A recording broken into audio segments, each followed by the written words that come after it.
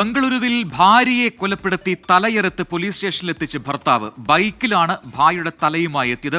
26-കാരിയായ മാനസയാണ് കൊല്ലപ്പെട്ടത്. ഭർത്താവ് ശങ്കർ പിടിയിലായിട്ടുണ്ട്. മുഹമ്മദ് റഹീസ് ബംഗളൂരുവിൽ നിന്ന് ചേരുന്നു വിവരങ്ങൾ. റഹീസ്, ഇത് ഞെട്ടിപ്പിക്കുന്നൊരു വാർത്തയാണ്. ഈ രീതിയിലുള്ളൊരു കൊലപാതകം, അതിനുശേഷം ഈ തലയെറുത്ത് ആ തലയുമായി പോലീസ് സ്റ്റേഷനിലേക്ക് വരിക, വിശ്വസിക്കാൻ പ്രയാസമാണ് ഇത്തരത്തിലുള്ള സംഭവങ്ങൾ. എന്താണ് ബംഗളൂരുവിൽ സംഭവിച്ചത്? നമുക്ക് മനസ്സിലാക്കാൻ കഴിയുന്ന കാര്യങ്ങൾ എന്താണ്? പ്രജിൻ, ഇന്നലെ രാത്രി 11:30 ഇത്തരത്തിലൊരു സംഭവം ഉണ്ടാകുന്നത്. ഈ പ്രതിയായിട്ടുള്ള ശങ്കർ, അദ്ദേഹം ഒരു പ്രൈവറ്റ് ബാങ്ക് ജീവനക്കാരനാണ്. അപ്പോൾ അതിനുശേഷം അദ്ദേഹം ഇന്നലെ ഡ്യൂട്ടിയൊക്കെ കഴിഞ്ഞ് രാത്രി 11:30 വീട്ടിലെത്തുന്നത്. അപ്പോൾ വീട്ടിലെത്തുന്നു. അത് ആനക്കൽ താലൂക്കിലുള്ള ചന്ദാപുര എന്ന സ്ഥലത്തിന് അടുത്താണ് ഇവരുടെ വീടുള്ളത്. വീട്ടിലെത്തിയതും ഇദ്ദേഹവും ഭാര്യ മാനസികമായി വഴക്ക് ഉണ്ടാവുകയാണ്. അങ്ങനെ 4 വയസ്സുകാരി മകളും ആ വീട്ടിൽ അപ്പോൾ ഉണ്ടായിരുന്നു. ഈ വഴക്കിനൊടുവിലാണ്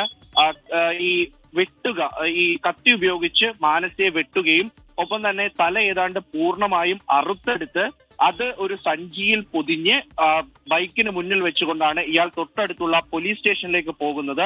സത്യത്തിൽ ഈ പോലീസ് സ്റ്റേഷനിലേക്ക് പോകുമ്പോൾ തന്നെ റോഡ് സൈഡിലുള്ള പലരും ഇയാൾക്ക് പിന്നാലെ കൂടി. കാരണം ആ സഞ്ചിയിൽ നിന്നും രക്തം ഇങ്ങനെ ഇറ്റിറ്റ് വീഴുന്നുണ്ടായിരുന്നു. അങ്ങനെ അദ്ദേഹം പിന്നീട് പോലീസ് സ്റ്റേഷനിലേക്ക് എത്തുന്നു. തൊട്ടടുത്ത പോലീസ് സ്റ്റേഷനിൽ എത്തിയ ശേഷം ഇങ്ങനെ ഭാര്യയെ കൊന്നിട്ടുണ്ട് എന്ന് പറയുന്നു. അങ്ങനെ ഈ അന്വേഷിച്ചു വന്നപ്പോഴാണ് ഇദ്ദേഹത്തിന് ഭാര്യയെ സംശയമായിരുന്നു. നിരന്തരമായി ഇതുമായി ബന്ധപ്പെട്ട് ഇവർ തമ്മിൽ പ്രശ്നമുണ്ടായിരുന്നു.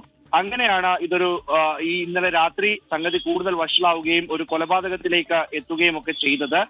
എന്തായാലും ഇപ്പോൾ ഈ മാനസയുടെ കുടുംബാംഗങ്ങളെയൊക്കെ പോലീസ് വിശദമായി ചോദ്യം ചെയ്യുന്നുണ്ട്. പ്രതിയെ ഇന്നലെ പോലീസ് സ്റ്റേഷനിൽ തനിയെ പ്രതി എത്തുന്നതിനാൽ അപ്പോൾ തന്നെ അറസ്റ്റ് രേഖപ്പെടുത്തി ഇയാളെ കൂടുതൽ ചോദ്യം ചെയ്തിട്ടുമുണ്ട്. പെട്ടെന്നുണ്ടായ ഈ ഒരു ഇതാണ് ഇങ്ങനെ ഒരു കൊലപാതകത്തിലേക്ക് നയിച്ചത് എന്നാണ് ഇപ്പോൾ പോലീസ് പറയുന്നത്. പ്രജിത്ത്, മുഹമ്മദ് റഹീസാണ് ബംഗളൂരുവിൽ നിന്ന് വിശദാംശങ്ങൾ നൽകിയത്.